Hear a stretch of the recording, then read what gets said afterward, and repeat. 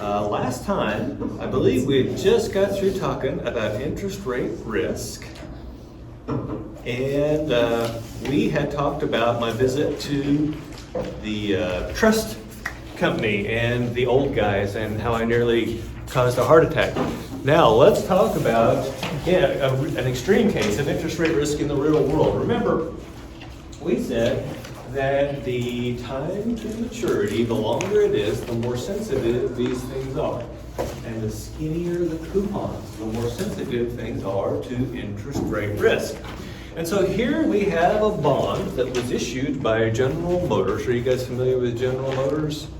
They make Midland cars. So we've got a bond issued in 1995. Look at the maturity date on it. 2095. Have we gotten there yet? No. Okay, now, why on earth would you issue debt with a 100-year time to maturity? By the way, remember, with bonds, you're just doing the coupons all along, and that big face value isn't due until, in this case, 2095. Why would you do that? Why would you issue it, or why would you buy it? Why would you issue it? Let's talk about that one first. Oh, for shame, he's late. But at least he's got his foot thing off there. Okay, now, why would you? So let's think about your own personal life. If you're thinking about borrowing a bunch of money, when do people typically want to borrow money versus not? While it's still alive. While it's still alive, okay. How about when you think interest rates are low and then you assume they're going to go up? Does that make sense?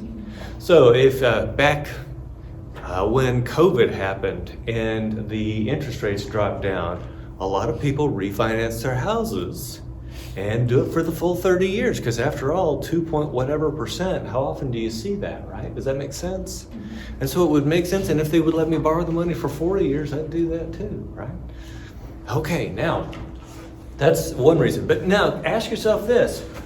What other reason, other than interest rates going up, might cause the yield to maturity on these bonds to go up?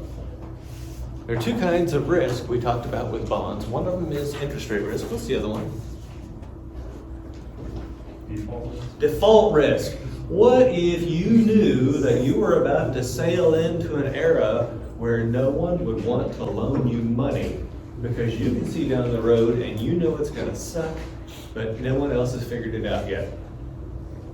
Wouldn't it make sense to borrow a bunch of money now because you know that people aren't going to loan you money 2 years from now? Hence the 100 years. Yeah! People are going to figure out that one of these days, too big to fail is still going to fail.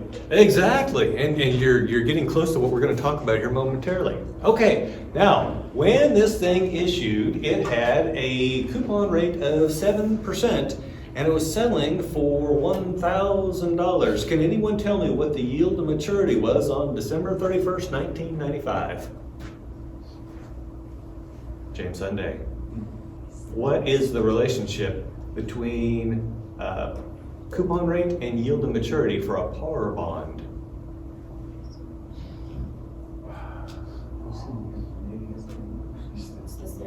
Yeah, they got to be the same, right? And so we know that the yield to maturity on December 31st, 1995 was 7% because this thing is selling at par. Okay, now, if you roll forward to August 31st, 1996, the price is down to $800. The coupon rate stayed the same. What must have changed? Percentage drop. Or, yeah. If the price goes down, what does that mean happen to yield to maturity? Yeah, yield to maturity had to have gone up, right? Yield to maturity had to go up. Now, I will tell you that this is in this time frame, I am applying for a mortgage to buy our first house in Dallas, Texas. And I was able to get a mortgage for 8%, and I was thrilled. Yeah. Now, you say 8% on a mortgage, that's insane, right? Back then, the way interest rates were, I was thrilled to get that. What does that mean? It means interest rates were going up and we're still rising at that point. So at this point, it looks like a genius move on GM's part to have issued this bond when they did. And by the way, that is a huge drop. The reason it dropped so much is because of that huge time to maturity. It's very sensitive to changes in interest rates. Now, if we move on to September 26th of 07, we actually see that bond is trading at over the par value. What do we know about the yield to maturity on December 26, 2007? Not December, September. It must be less than what? Yeah, the coupon rate, 7%. It's got to be below 7%. You see how that works? Okay, now, you can see that's a huge swing from 96 up to 07. I'm going to ask you, just take a guess. What do you think this bond is worth today? Just guess. 1,000. Okay, so that's you're throwing it right down the middle, right? 1,000. Any other guesses? I would say less, Less. You're definitely right about less. Why? because of inflation. Interest rates. How about bankruptcy? General Motors went bankrupt, right? What's this bond worth today? Oh, Right. yeah, because they issued it in 1995, right? Yeah. Oh, okay, yeah. Yeah, so, and it was, now, the next questions you asked was, why would anyone buy that bond? Think back to the group of the guys at the trust that I was talking to. Those guys, some of them had actually were like World War II age. They were like ancient. But in their minds, General Motors in the United States, boom, like that, right? And what's good for General Motors is good for the United States, and by golly, the United States is solid, General Motors is solid, right? They conflated those two things. And it was amazing, the people sitting around, it was shortly after the bankruptcy of GM. Oh, and they were mad. They were very mad. First of all, GM had let them down. And secondly, in the bankruptcy process, the Obama administration had kind of flouted the ordinary order of payment, which we'll talk about in the rest of this presentation. Long story short, though, who would buy these? People who just believe in General Motors and had not been keeping up with the news. By the way, when did General Motors problems start? Yeah, how about 1973, the Arab oil embargo? What happens to oil or gas prices in the U.S.? And that's when Americans start buying Toyotas and Datsuns, or back then they were called Datsun, now we call them Nissan, right? And that's the beginning of their troubles. They issue this 22 years later. You really kind of have to be asleep at the wheel not to realize that General Motors is on the decline, yet they managed to find enough people to go out and buy these things. Well, I could see why during that time, the 90s was pretty good, toward the end, because you had the whole .com thing going on.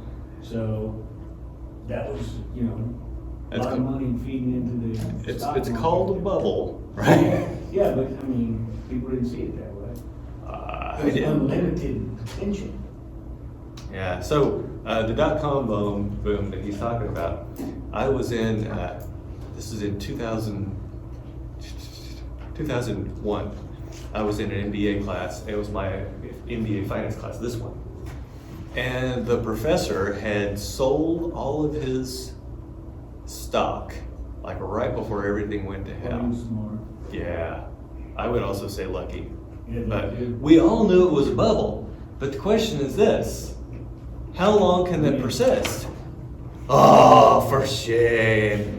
I almost didn't recognize you. I haven't seen you in so long. You're looking quite good. Have a seat, please. Okay. Now, so the dot-com bust. So we knew it. It was on the news. And people were like, how much longer is this going to go on? And I know people that kept pushing their money into it. And I'm like, this is a bubble. They're like, yeah. And why were they investing then? It's called the bigger fool theory. What do you think the bigger fool theory is? It's okay that this stuff isn't truly, accurately, efficiently priced, as long as I can find a bigger fool to sell it to. Now, bigger fool works just fine as long as you can find a bigger fool, right? If not, who's the fool at the end of the line? You are, right? And so my professor managed to find one last fool and sold his portfolio, and he retired very rich man. Nice. Yeah. Okay, now, we've talked about interest rate risk, and we said that interest rate risk is the long time to maturity and the skinny coupons that makes bonds have higher interest rate risk or price risk. But now let's talk about reinvestment risk. This is the risk that these cash flows that you get from the bond in the future are going to have to be reinvested at a lower rate. Because after all, when you get a coupon, unless you want to go to town and spend that on your spring break trip. Are you going anywhere? Oh, good for you. Okay. So, unless you're going to, obviously she's not going to spend it on her spring break trip. What's she going to do? She wants to reinvest that coupon. But reinvestment risk is, well, let's say I was earning 8% coupons on this bond, and now I turn around and I can only get 6%. That's bad. Now, of course, it's a two-sided risk. It's like interest rate risk.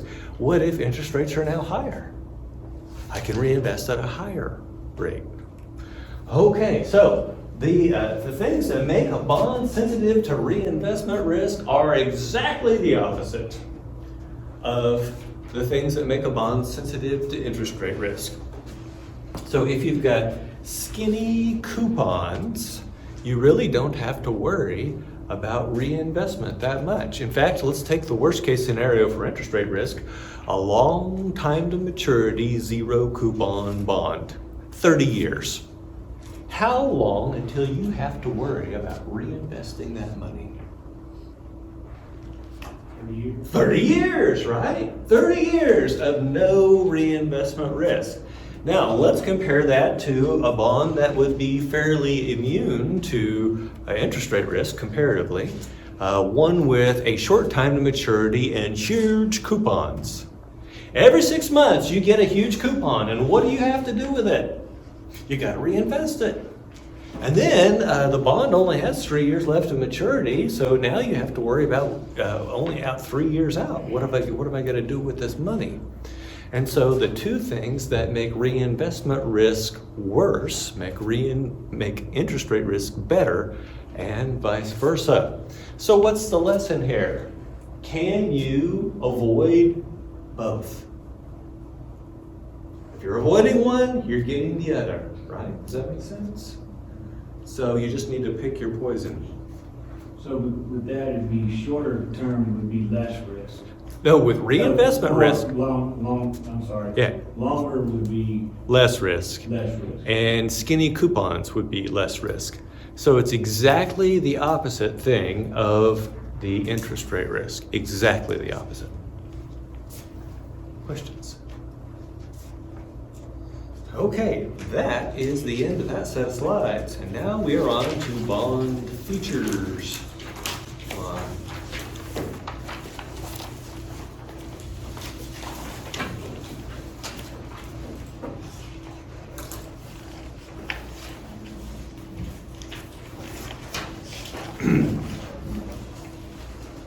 Okay, now if you haven't already caught on, bond features, this set of slides is primarily conceptual. There are a few calculations, but it's far between. So there's a lot of stuff here to learn. First thing I want you to know is that debt is not an ownership claim. If you hang out with the kind of people who ride Harley-Davidson motorcycles, sometimes you hear this conversation. You say, "Hey man, nice hog." That's the nickname for Harley-Davidson. And they say, "Thanks. Doesn't really belong to me though, it belongs to the bank." What do they mean? Yeah, they borrowed a bunch of money to buy it, right? Now, is that statement true? It's not, because debt is not an ownership claim. When would the bank take ownership of the bike? Yeah, if you default, right? Then they send that repo lady with all the tattoos and stuff to come grab it.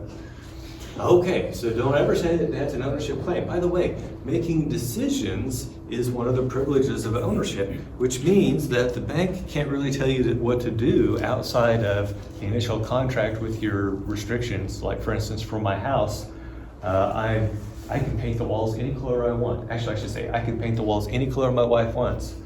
But there are certain things that I'm not allowed to do, and that was all in the original debt contract. For instance, I'm not allowed to have a puppy mill at my house. Do you guys know what a puppy mill is? That's where you have dogs and they breed and they create puppies. It's not allowed to do that. I'm also not allowed to have a drug lab in my house.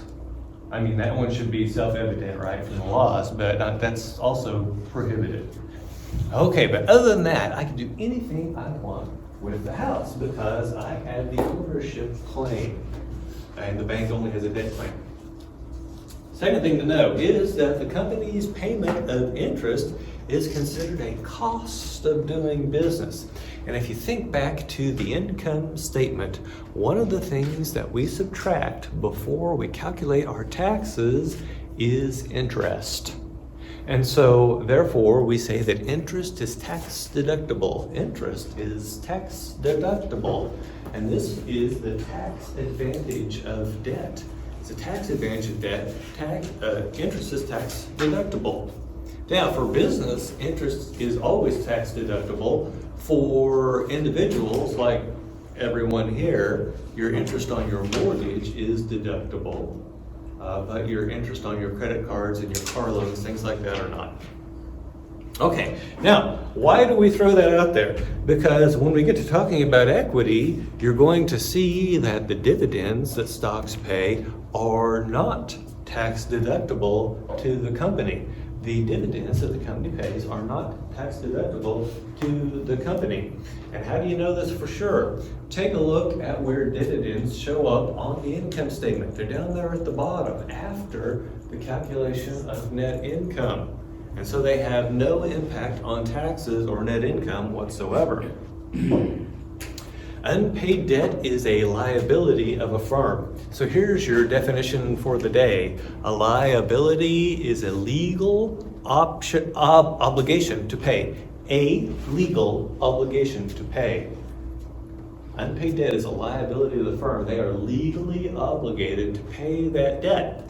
And if they don't, it gives the lenders the right to take control of the assets. Remember we talked about the guy getting his motorcycle repossessed? That is an example of the lender taking control of the assets. Now, with a car, it's easy. With a motorcycle, it's easy. What about with a house? Not so easy, because can you just well, if it's a trailer, I suppose you could just pull up to it, hook up and take off, right? But there might be kids in it. What about, what's an eviction notice? A foreclosure notice. You have to go through the courts, it's a big deal, but eventually you can take control of that asset. It's also the case that you can take control of a factory or of a corporate headquarters, things like that. Of course, you've got to go through all the legal niceties to do that, but that's what you can do if they default on their debt. Now let's do a little definition here on short-term versus long-term. It's just like everything else in finance. Where's the break-over point between short-term and long-term? 1 year. If we have original issue maturity less than 1 year, then we call it short-term debt, less than or equal to 1 year. Now, let's talk about what original issue maturity is. A 30-year treasury bond on the day that it's issued has a 30-year time to maturity and a 30-year original issue maturity. But as time goes on, that time to maturity drops, but the original issue maturity stays the same. And so just because a 30-year bond has less than 1 year left on it does not make it magically become short-term debt. It's just long-term debt that has 1 year left to go. Okay, now let's talk about long-term debt. We're talking about things with original issue maturity greater than 1 year. And let's talk about notes. Notes have between 1 year and up to 10 years maturity. Now, once again, that's original issue maturity. Just because a 30-year bond drops down below 10 years does not make it magically turn into a note. It's how long it was to maturity on the day it was born. And then finally, we have bonds that have the original issue maturity greater than 10 years. Now, later on, we're going to talk about some other potential differences with notes, but right now, this is what you need to know. By the way, does the United States government issue bonds? Yes. Do they issue notes? Yes. Do they issue, and by the way, what do we call the short-term debt of the United States government? Treasury bills, right? Okay, now let's talk about the bond indenture. An indenture is a contract. We used to have people that came to this country called indentured servants, and this is the way that it would work. They would sign a contract that said that they would come to the New World and work for a certain amount of time for a master. And the master would be like a blacksmith, a carpenter, a printer. It was one of the trades. And basically what they would get is they would get their transportation, they would get food, lodging, and training. In return, they would work for and master in this case is master-apprentice relationship, right? They would work for the master as an apprentice for a given amount of time, and then they would get their training and they would become a master themselves. Does that make sense? Okay. The contract that they signed was called an indenture. That's why they were called indentured servants. And so we see the same legal term used here for the bond indenture. Now, it is an agreement between the borrower and the lender. It's a contract. Here's the first thing that's going to freak you out. When you go to borrow money from a bank, who writes the contract? The borrower or the lender? Yeah, the lender.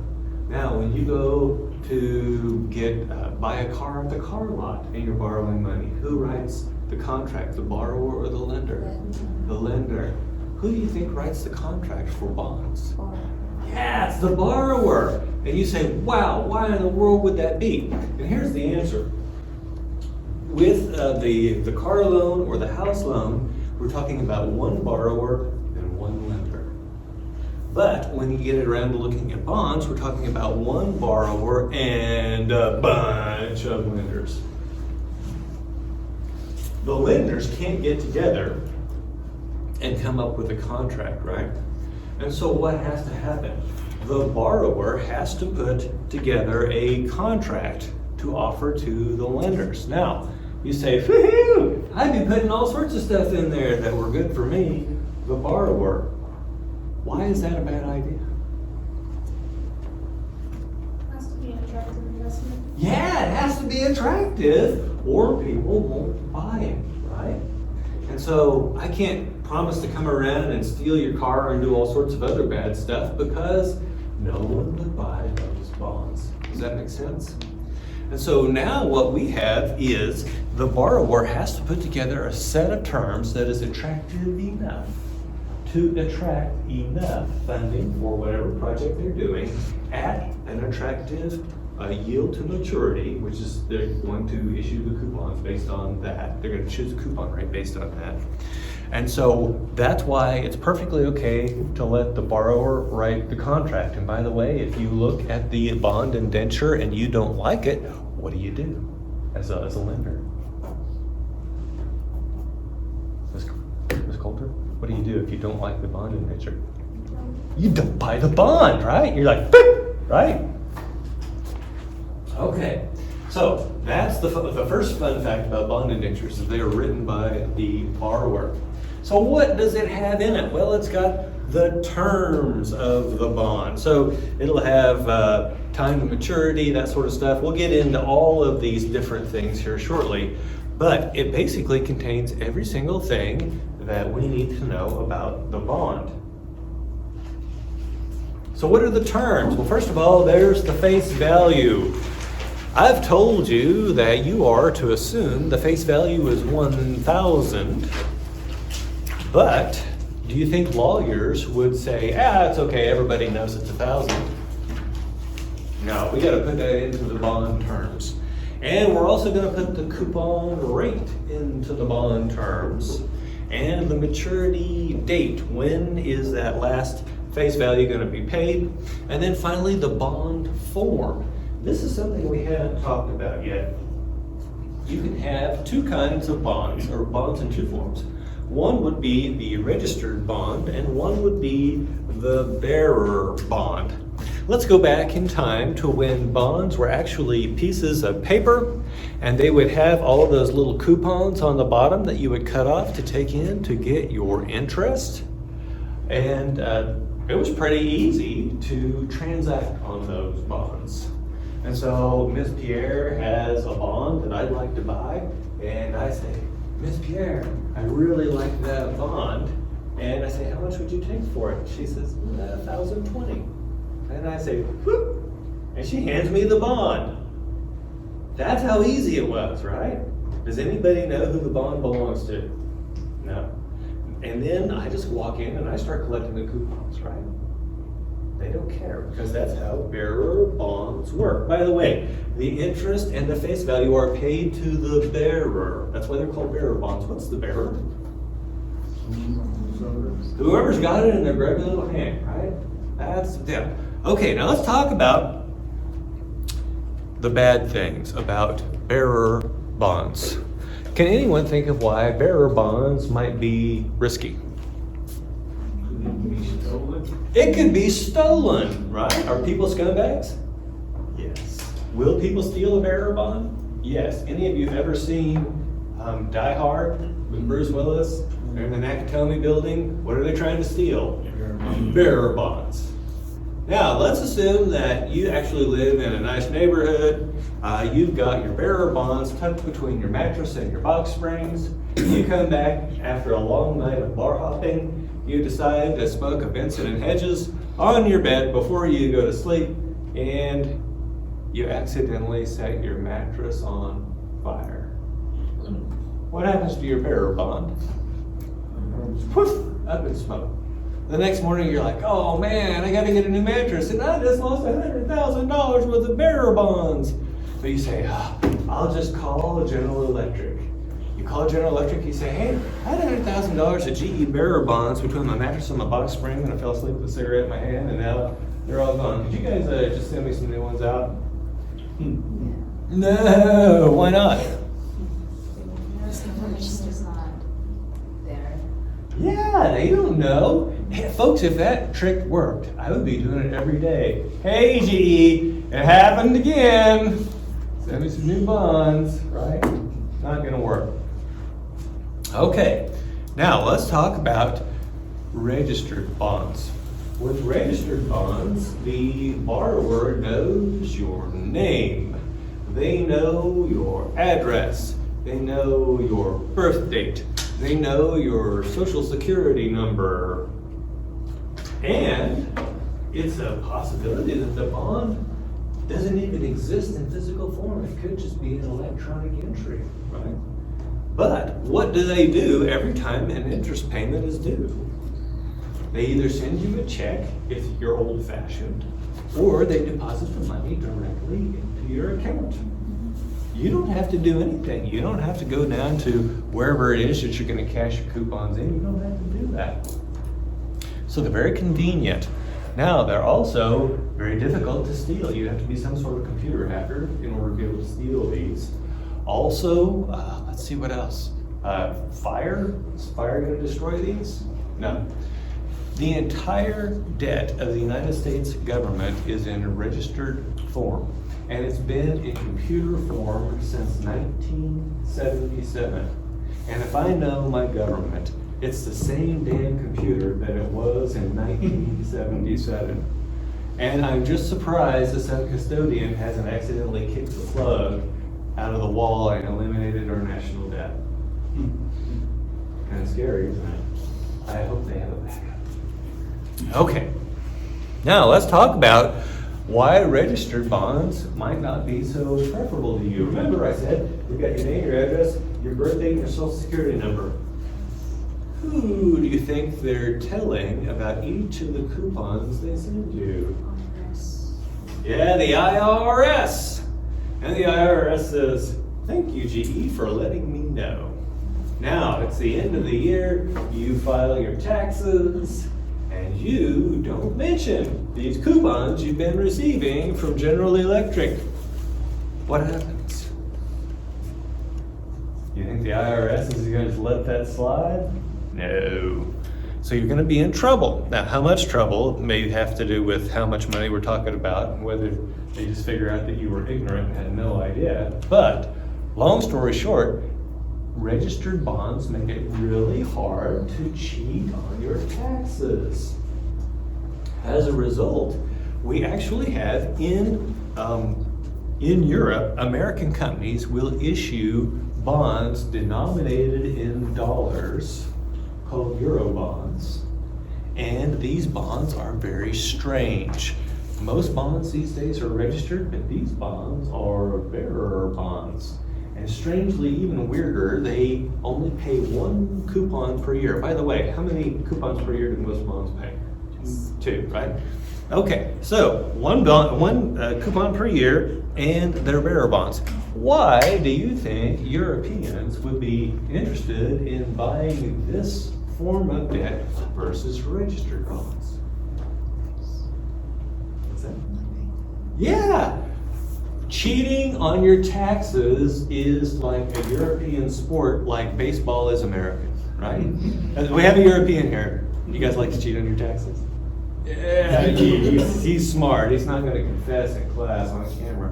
Okay, so why? Why are Europeans more interested in cheating on their taxes? You don't know? The taxes are higher, right? The taxes are higher. Oh my goodness. So it makes it more tempting, let's say more tempting to cheat on your taxes. And so what does this mean? The registered bonds, nobody knows who's collecting those. Your government doesn't know, therefore your government doesn't know they need to tax that. Now, why only once per year? Because where you're going to take these bonds to cash in your coupons is probably a bank in Switzerland. And you only want to have to go to Switzerland once a year, probably during your ski holiday, right?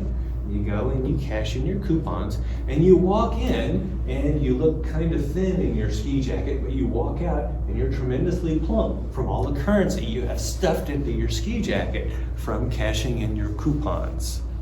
So, tax cheaters like bearer bonds. Am I telling you to cheat on your taxes?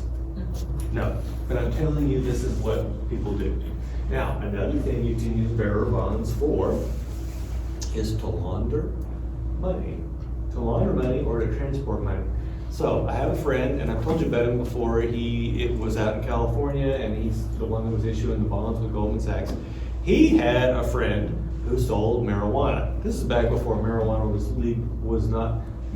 not legal in any way, shape, or form.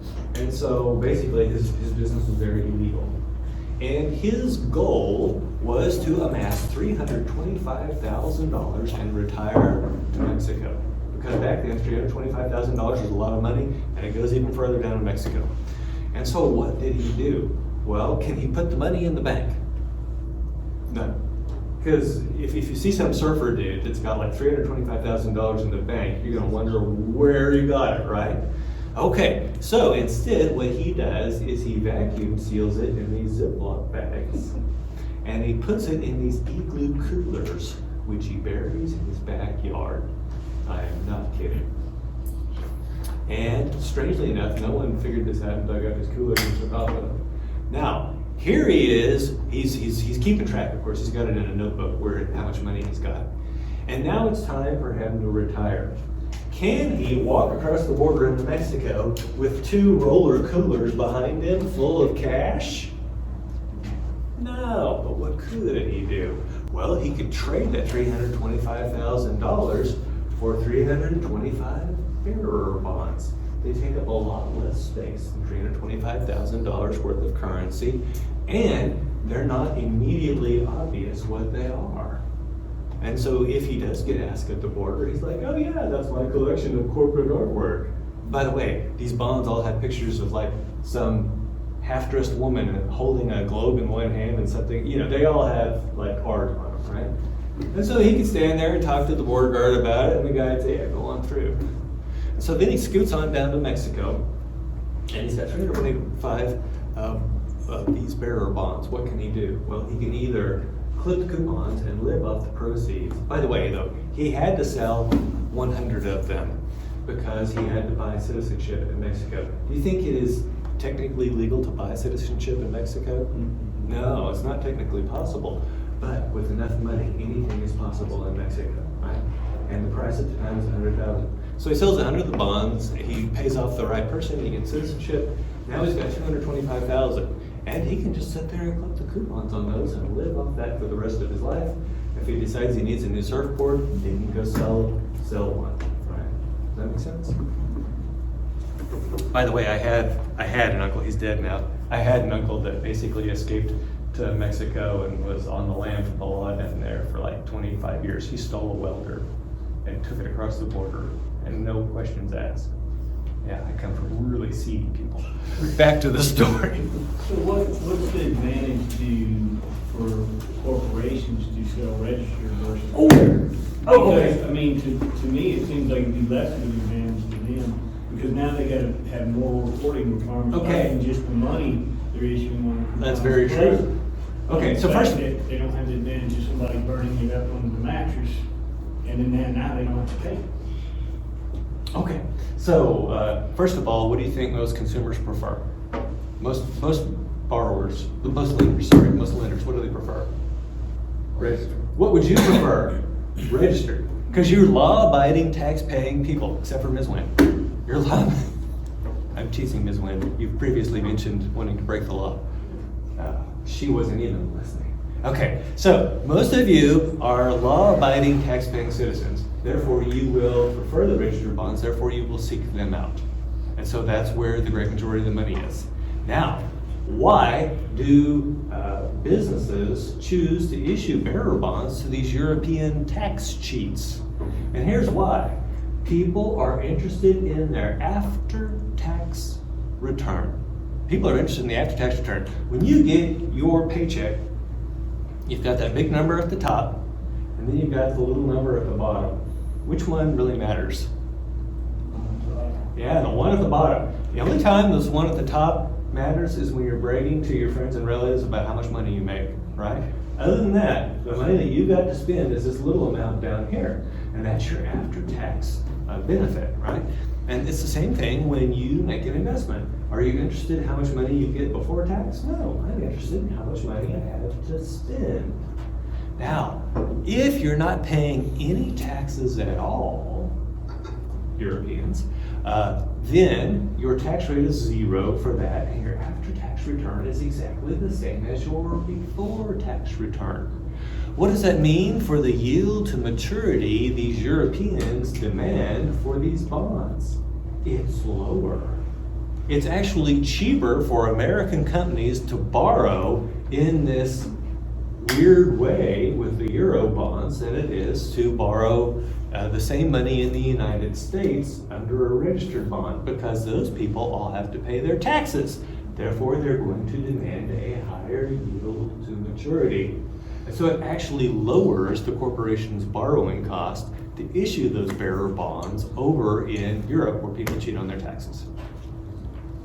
Does that help? Tell me why they issue them here then, Why? versus the bearer. Why they issue registered here? Let me take one more shot at this. Do you obey the law? Yeah, but I mean. No, just Yeah. Do you pay your taxes? Yeah. Okay, then which would you prefer? All else equal, a registered bond or a bearer bond? I'd probably go to the register because I don't care if they know. Well, how about this? Exactly, because you're a law-abiding citizen who pays their taxes. So, what would be the benefit to you of a bearer bond over a registered bond? There's none, because you're a law-abiding, tax-paying citizen. Now, what about the dangers of having a bearer bond? It could get stolen, it could get burnt up, right? And so, as a rational, law-abiding, tax-paying citizen, which are you going to prefer? I mean, from my perspective, register. So what you're saying Yeah. is that the businesses are doing that because that's what the borrowers are wanting. Yeah, Okay. the lenders, that's what the lenders are wanting, right?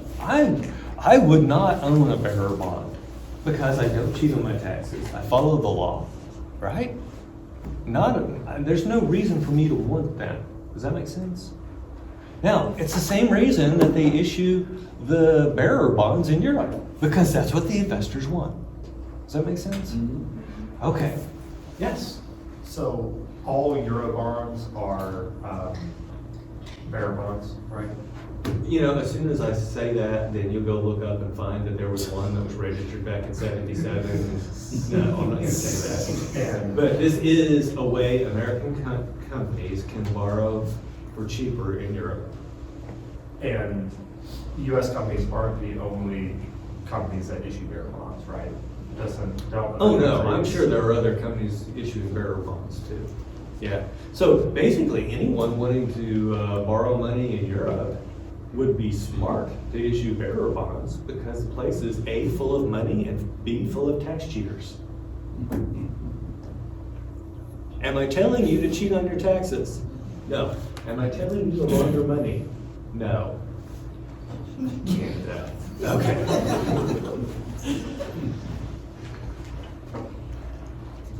Everyone knows what scofflaws Canadians are.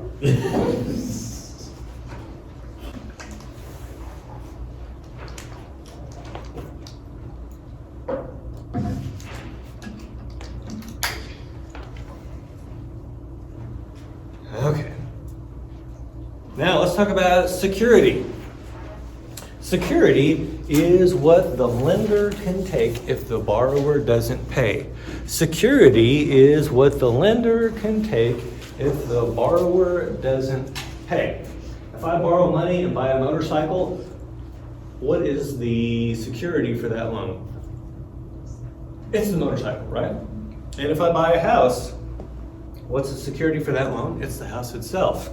Now, the security doesn't have to be whatever it is that you're buying with the money. So, for example, here, the first thing we talk about is collateral. Now, in the United States, we tend to use the word collateral when we talk about the motorcycle or the house. But with bonds, it has a very specific meaning. With bonds, it is, are you ready? A basket of securities. A basket of securities. A basket of securities. The lenders can take. The lenders can take. The lenders can take. If the borrower defaults. If the borrower defaults. If the borrower defaults. Now, let's talk about what kind of securities would sound good to a bondholder. How about United States government treasury stuff? Yeah. So basically, we're looking for stuff that is less risky than the bond that we're providing security for. And so the government bonds. What about the bonds of a safer company? What if I had bonds from Apple? I could use those as collateral to borrow additional money. Now, the question people often ask is, why don't you just sell the Apple bonds? I don't know. Now, would you accept a company's stock as collateral for its bonds? No, why not? Because if they can't repay you for the debt, how are you gonna derive any equity out of it? Yeah, so think about this. Remember we talked about the order in which people get paid? Bondholders are up here. The stockholders are back here, right? It doesn't make any sense. Now, I have seen exactly one instance where someone used stock as security for a bond. And that was Toys R Us. Do you guys remember Toys R Us? So Toys R Us had a weird setup. They had US stock and they had Canadian stock. And it turns out that Canadians still want to shop at Toys R Us. And so the Toys R Us operation, can you testify? Was it? Yeah. It's still in my hometown. Oh, very good.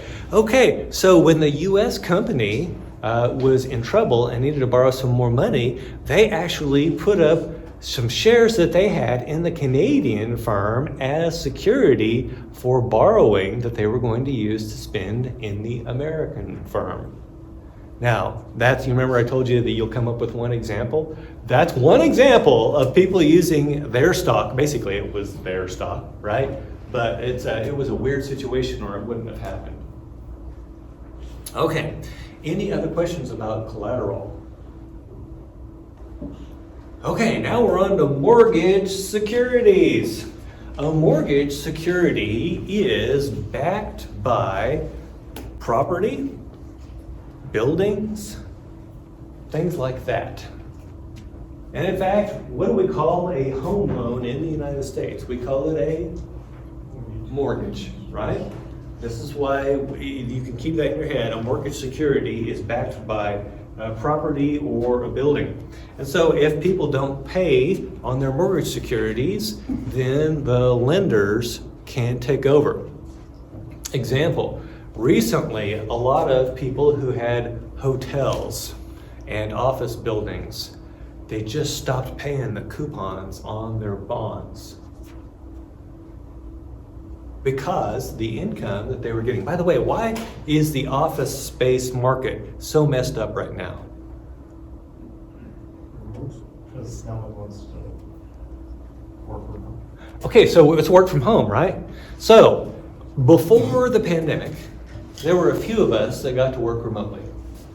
During the pandemic, basically, most of us got to work remotely. Now, you get home and you are able to work with your dog on your lap. You can day drink. I mean, there are all sorts of things people really enjoy doing. And so and by the way, companies also figured out that productivity really wasn't hurt that bad, if at all. And so then they're like, why the hell are we paying for these offices? And so a lot of these companies, when their leases are coming up, instead of releasing the whole space, they just release part of the space, right? And so now there is more office space available. So you've got vacancy rate of say 50%. Are you going to be able to make your bond coupon payments with that kind of money? No.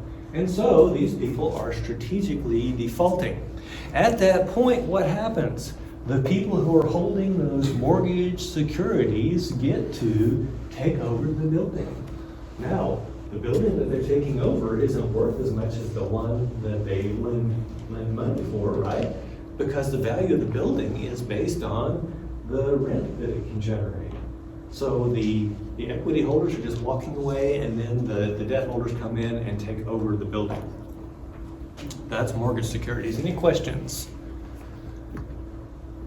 Okay, next, in the United States, we talk about debentures. A debenture, and I'm going to have to say it again, in the United States is an unsecured piece of debt. Unsecured.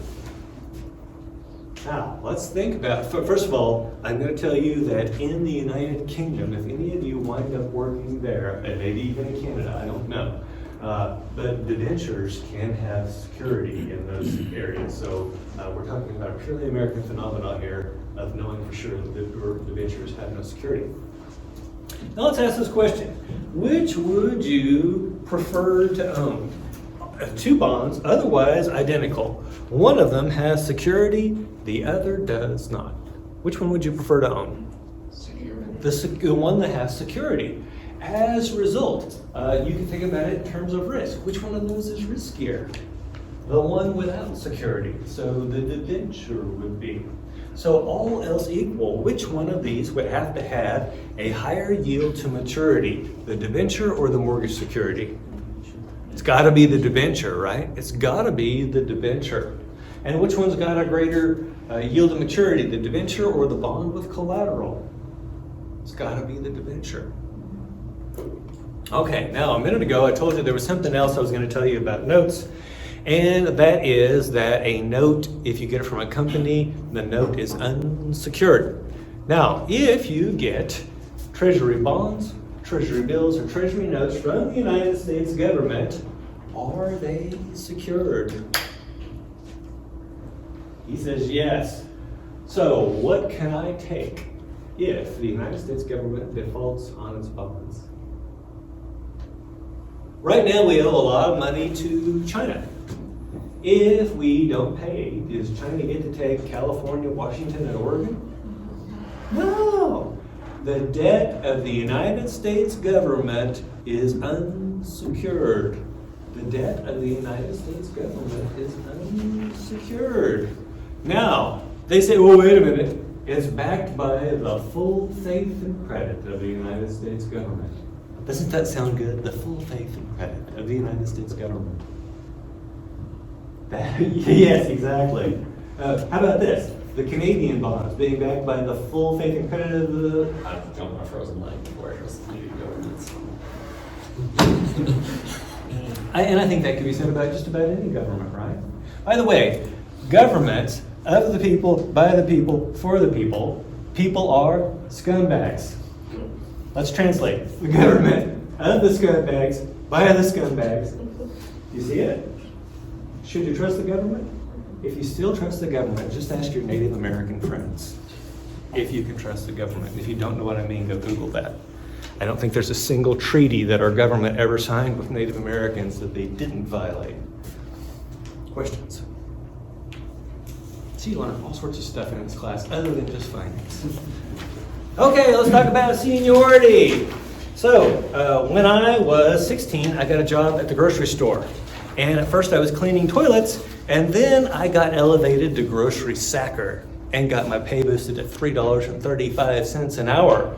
But I was the lowest seniority person there. What does that mean? I had been there the least amount of time. Now, what did that mean for me as an employee? It meant that I was the last person to get to go on break. It means I was the last person to get choice of shifts. It means I was the last person to be able to choose vacation dates, things like that.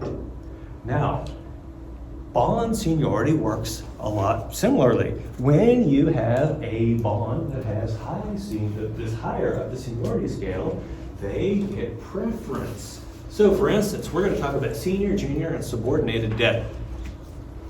Among all the bondholders, the senior bondholders get paid first. The senior bondholders get paid first. And then, if there's any money left over after we have paid the senior bondholders, then the junior bondholders get some money. If after we paid off all the senior debt holders, there's still money left over, the junior debt holders get some money.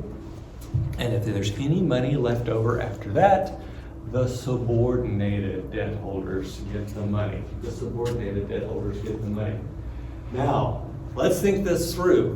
Which one of these do you think has to have the highest yield to maturity? Which one has to have the highest yield to maturity? Yeah, the subordinated, because you're least likely to get paid.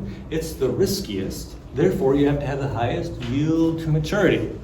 Now, which one do you think is going to have the lowest yield to maturity? That's got to be the senior, right? Because it's not as risky. And you can guess that the junior is somewhere in between, because the risk of junior debt is somewhere between that of senior and subordinated debt. Now, the old-fashioned story of how senior, junior, and subordinated debt comes is like this. When you go out the first time to borrow money, you issue senior bonds. And let's say we go out and we've got $100 million. We go down the road a ways and we figure out we need to borrow some more money.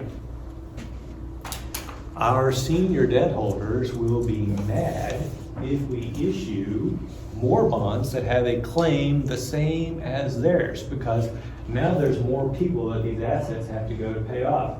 And so to keep from ticking off my senior bondholders, I will offer junior debt. Now, the people who are buying that debt know that they will get paid after the senior bondholders.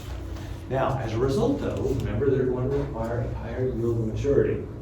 And then on the third time that I go out to borrow money, I'm going to issue subordinated debt. Now, is that the way it really works in the real world these days? No, but that gives you an idea of how all this got started. Are there any questions?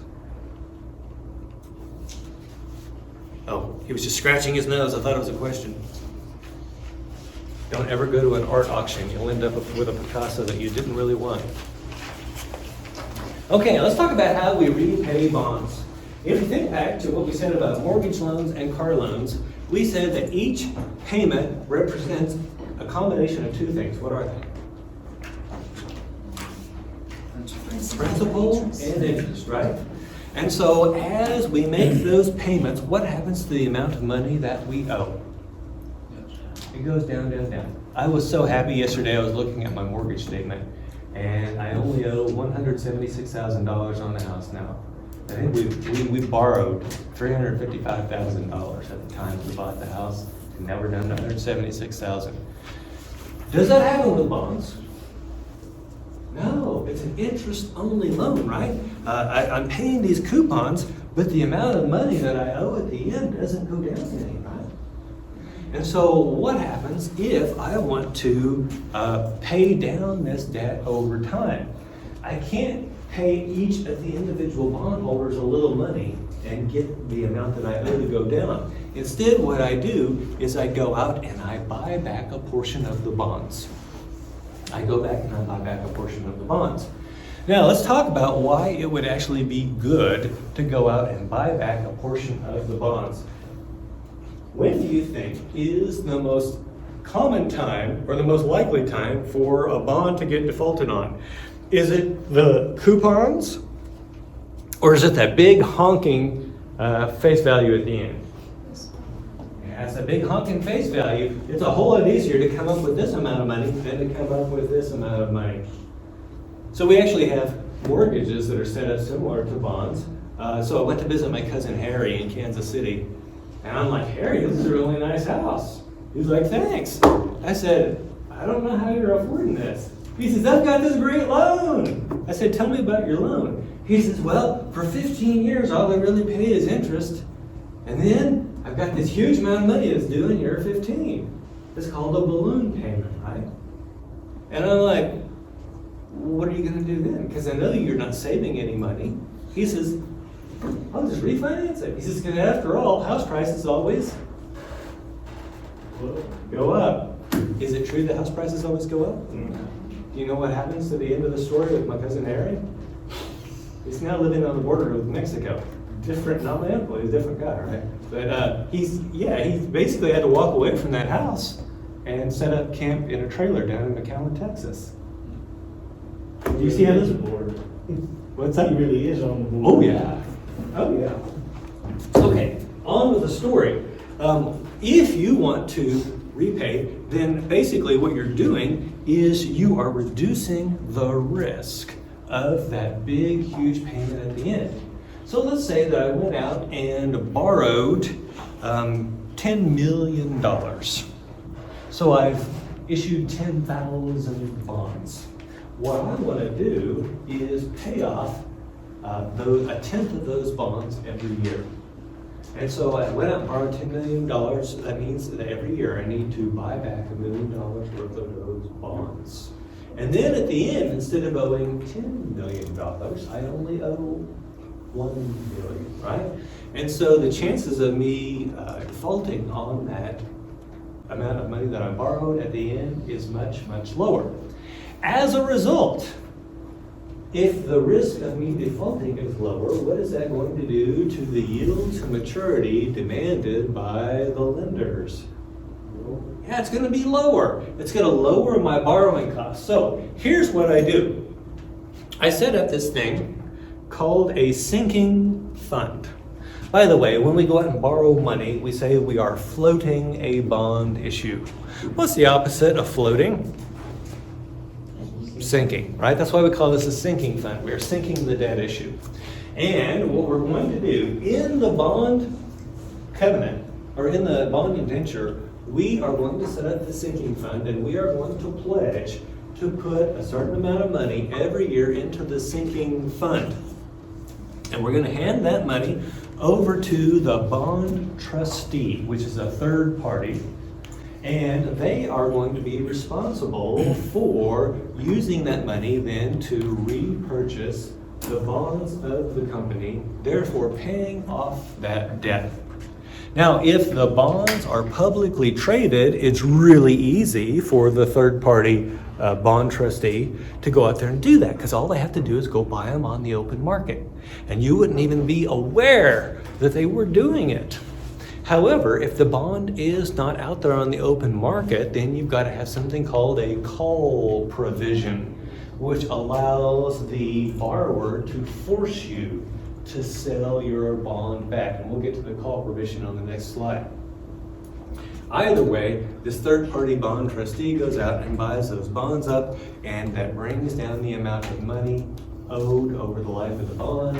And as a result, two otherwise identical bonds, the one with the sinking fund will have a lower yield to maturity because it has lower risk. Now, why would a company do this? And the answer is that they're fairly sure of their cash flows for the next 10 years. And the other thing is they want to lower their borrowing costs. In fact, everything that we see these people do is going to be focused on, all else equal, lowering their borrowing costs. Questions? Okay, let's talk about the call provision. You guys have probably heard of call options before. A call option gives you the right, but not the obligation, to do something at a certain date, on or before a certain date in the future. The call provision on a bond gives the borrower the right, but not the obligation, to force the lender to sell back their bonds at a given price, which is usually face value plus a set of coupons. So if you've got $30 coupon, then you would have for $1,030, they could force you to sell your bond to them. And there would be two situations in which they wanted to do that. Number one, if they are doing this deal where they are trying to pay down the overall amount of the debt from the sinking fund and they can't buy the bonds in the open market, then this is the only way they can do it. And so they would be paying you $1,030 for your bond. The other reason that they would want to do it was if your bond were suddenly worth more than $1,030. Why would your bond be worth, let's say, $1,050? What happened to interest rates? Yeah, they had to have gone down. Interest rates go down, bond prices go up, and suddenly now the borrower can redeem a $1,050 bond for $1,030. By the way, where are they going to get the money to do it? They're going to go out and issue some new bonds at this lower interest rate, and they're going to use that money to buy back your bond. Now you're saying, well, wait a minute, I'm getting $1,030, shouldn't I be happy? And the answer is no, because your bond was actually worth $1,050. You're losing $20 per bond when you get called out. That's what it's called when you get called out.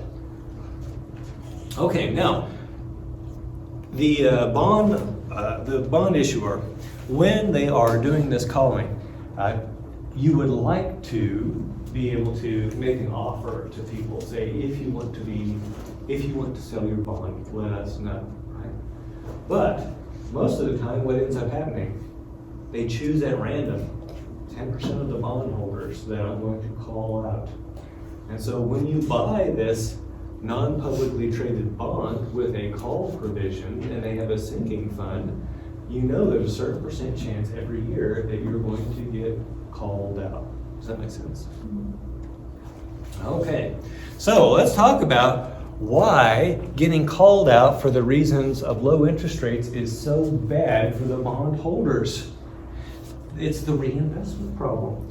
Remember, the thing that made your bond so valuable and worth calling is low interest rates. And so now you've got this $1,030 and you're gonna be forced to reinvest it at a lower rate.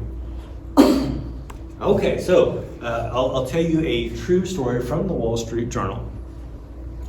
There were a bunch of little old ladies, and their husbands died and left them with a bunch of bonds.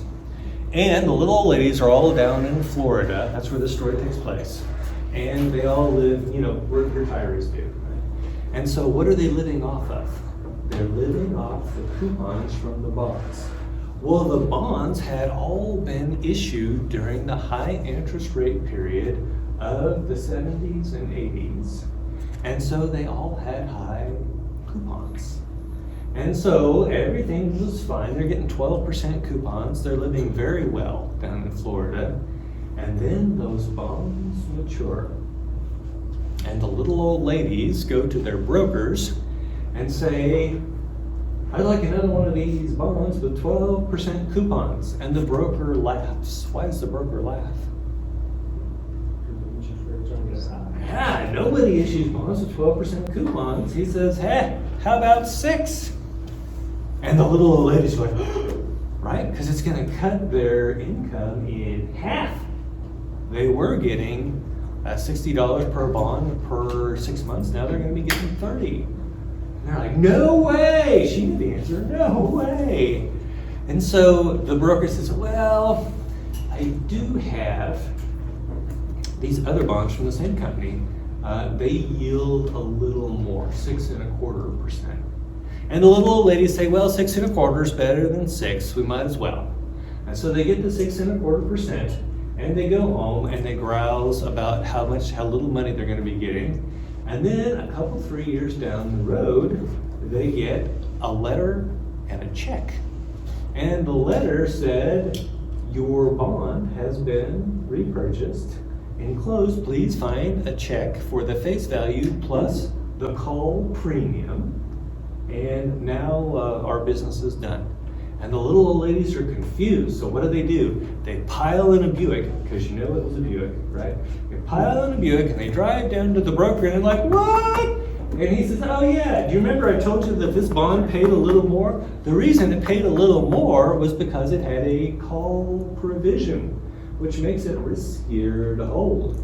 Therefore, it has to pay a higher interest, a higher coupon. And then, of course, the broker reminds them that they signed the paperwork saying that they had read the bond prospectus. What does the bond prospectus say? Oh, by the way, little old ladies, it's possible that you could get called out, and here's what you would receive if you did. Now, why did they get called out? Because interest rates had fallen once again. And so now they're out there holding bonds with 5% coupons, but this time they were smart enough not to get callable bonds. And the story ends like this. The situation is so bad that my friends and I can we can only eat at the country club once per week. Isn't that terrible? By the way, for non-Americans, the country club is where rich people go to get away from poor people. And so if they go to the country club only once per week, that's just a terrible shame, but it still lets you know that they're probably doing okay. Okay. Call provisions increase the risk to the lender. Therefore, bonds with call provisions must pay a higher yield to maturity. They must return a higher yield to maturity. Let me say that one more time. Bonds with a call provision are riskier for the for the lender. They're riskier for the lender. And so therefore, the lender is going to require a higher yield to maturity. Callable bonds are riskier for the lender, therefore they have to have a higher required rate of return, which is the yield to maturity.